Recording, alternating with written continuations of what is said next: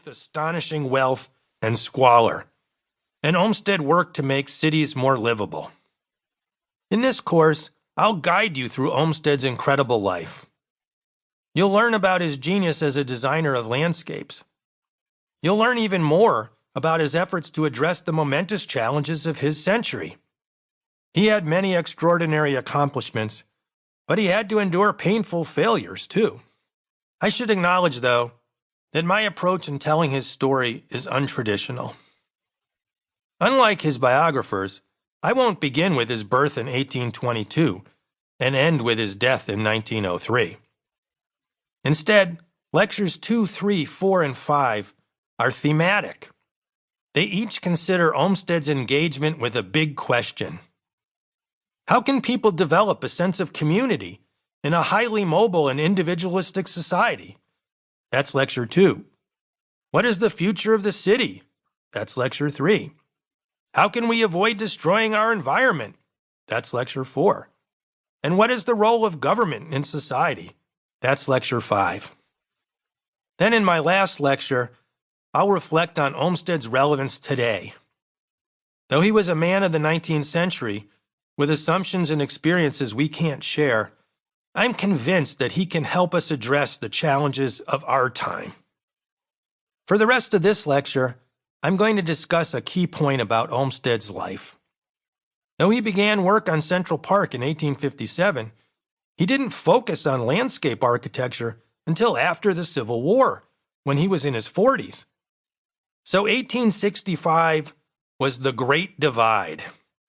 Olmsted was famous before then, but not primarily as a park maker. I can illustrate that point with a thought experiment. Imagine that Olmsted died on his 43rd birthday, April 26, 1865, a few weeks after the end of the Civil War. That's way before his actual death in 1903. But if he died in 1865, this is the thought experiment, how would he have been remembered in national news stories? I think most obituary writers would have described Olmsted as an influential journalist, a pioneer in management, and a notable social reformer. Probably only the New York City newspapers would have highlighted his work as a designer of Central Park. That's 4 claims to fame, and let's explore each in detail. First claim to fame, influential journalist. Olmsted's New York Times articles would have been enough to warrant that claim, but Olmsted did much, much more. Between 1852 and 1861, he wrote 5 books. The warm-up was a travelogue about England. Then Olmsted turned his dispatches from the South into 3 books, published in 1856, 1857, and 1860. And then in 1861, after the Civil War began, the greatest hits of his work on the South were condensed into a book called The Cotton Kingdom, with a new opening chapter on the present crisis.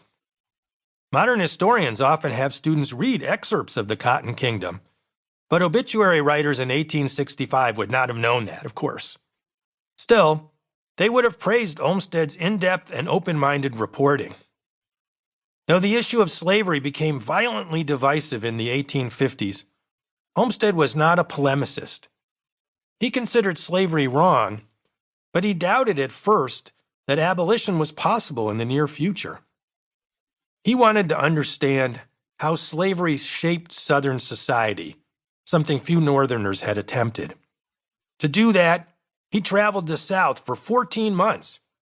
That gave him unique insight. I was a journalist before I earned my PhD, and my journalism experience makes me marvel even more at Olmsted's skill as a reporter. He didn't want people to know that he was a Northerner, so he mastered a Southern accent. He even tried to look like a Southerner with a Southern bearing. And he won the confidence of an astonishing array of people, poor whites, plantation owners, and slaves of all kinds. He also had an amazing ability to record the dialects of the region. I'm not going to embarrass myself by reading you examples, but I'll just say that his reports seem to have veracity. The travel itself was unbelievably demanding. To keep listening to this audiobook for free, click the link in the description.